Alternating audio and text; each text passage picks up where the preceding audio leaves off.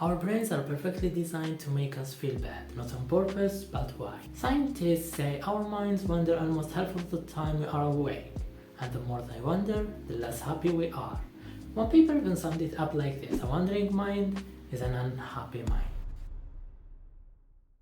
Hello, I am Akil and this is my channel The Quiet Space, and today we are talking about happiness and what can we ask for more than happiness in this world. Imagine with me a tall building and a man standing on its edge, and his intention to jump. So what do you think can stop him? A new phone, better car, or even a higher salary? No, none of them, but one drop of hormones can.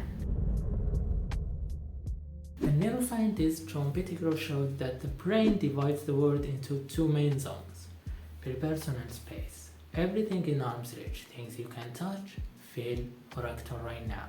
We connect with this present moment space through here and now hormones like oxytocin, which brings feelings of safety, connection, and satisfaction with what we already have. On the other hand, there is extrapersonal space, everything that's farther away beyond your immediate control, goals, dreams, or a future that hasn't happened yet. Here the mind deals with this future through dopamine, the reward hormone. It tells you do this and you will get a reward. It keeps you moving and chasing, but it doesn't make you happy in the present. But we can say that we have two different kinds of dopamine, not two different chemicals, but two ways that your brain gets it. The first is quick dopamine, the instant hit. It comes from what feels good right now: a notification, a snack, quick win, or even scrolling. This dopamine is loud, fast, and addictive, but it leaves you empty an hour later. The second kind is later dopamine.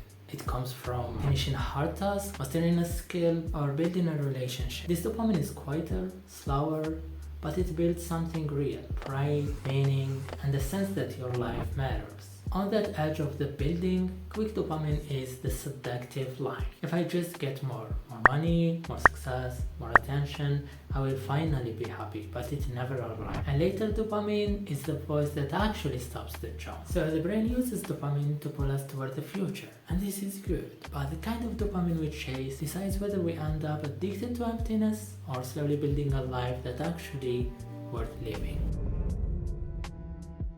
After more than 80 years of research, the Harvard Grant study gave us one clear answer: the quality of your relationships is the strongest predictor of a long, healthy, and happy life. And the surprising finding is that our relationships and how happy we are in them have a powerful influence on our health. Robert Welding said, "Taking care of your body is important, but tending to your relationships is a form of self-care too." So when we say relationships, we have to mention two things.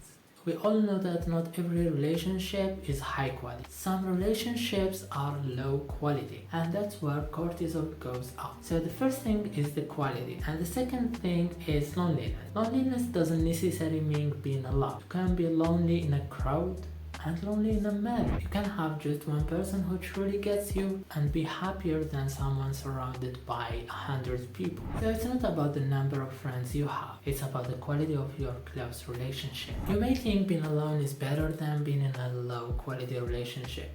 And this is true, but I'm not asking you to be alone. I'm asking you to build a high quality relationship that may be as simple as replacing screen time with people time, doing something new together, long walks, or night dates. And I know that you can be creative in your own in this part, so just try and you will be surprised. Another thing that's important here is having a goal, because having a goal is the only thing that forces your brain to shut up. Another thing that the study mentioned was money. So when we are talking about money, we are not talking about billions. Just enough money to protect your goals and your relationships. And maybe there is one more thing we don't talk about enough.